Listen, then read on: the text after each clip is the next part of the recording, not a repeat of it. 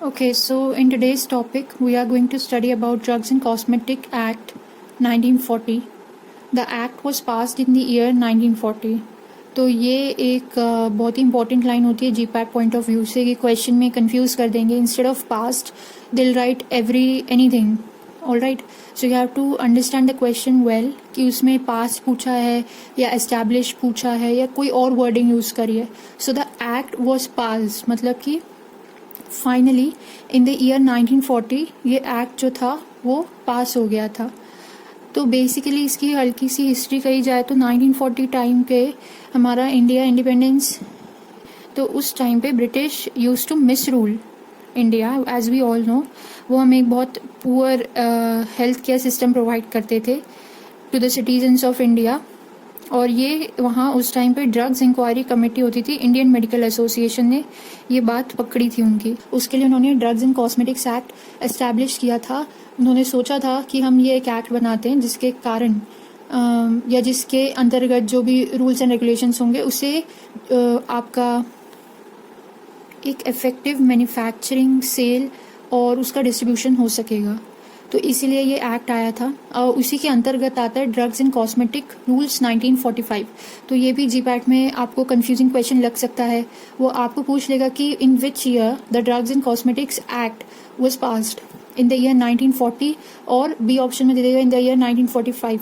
तो अगर आपके कंसेप्ट्स वीक हैं या फिर आपने अच्छे से रिवीजन नहीं की तो आप पक्का इसमें कंफ्यूज हो जाएंगे, क्योंकि जूरिस्प्रूडेंस में काफ़ी जगह ड्रग्स एंड कॉस्मेटिक एक्ट 1940 लिखा गया है और ड्रग्स एंड कॉस्मेटिक रूल 1945 लिखा गया है.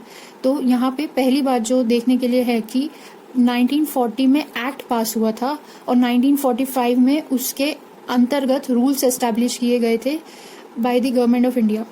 ऑल राइट, एक्ट के थ्रू. तो फर्स्ट पॉइंट हमने देख लिया कि 1940 एक्ट हो गया और 1945 में डीएनसी रूल्स आ गए. अब ये यहाँ पे अगर हम इससे थोड़ा सा समझ लें, इंस्टेड ऑफ रट्टा पाएंगे, if you understand it, the difference between acts and rules. तो एक्ट्स को हिंदी में हम अधिनियम कहते हैं और रूल्स को नियम कहते हैं.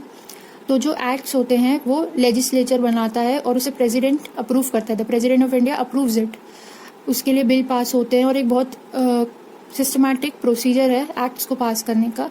फिर जब एक्ट्स पास हो जाते हैं तो गवर्नमेंट ऑफ इंडिया, भले वो सेंट्रल हो, अगर पूरे इंडिया पे लागू हो रहा है वो एक्ट तो सेंट्रल गवर्नमेंट रूल सेट करती है. अगर अदरवाइज जो आपकी स्टेट गवर्नमेंट है वो भी रूल सेट कर सकती है. सो वो नियम जो है वो सरकार बनाती है. Basically after the act is pass the government of India makes rules so that it helps the parent act to work effectively.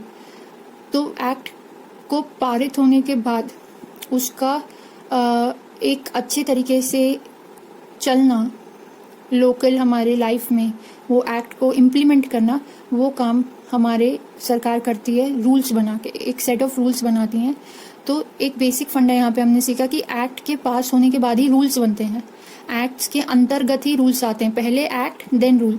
तो हमारा ये कंसेप्ट यहाँ पे क्लियर हो गया कि पहले हमारे एक्ट आए इन 1940, उसके 5 साल बाद रूल्स बनाए गए इन 1945.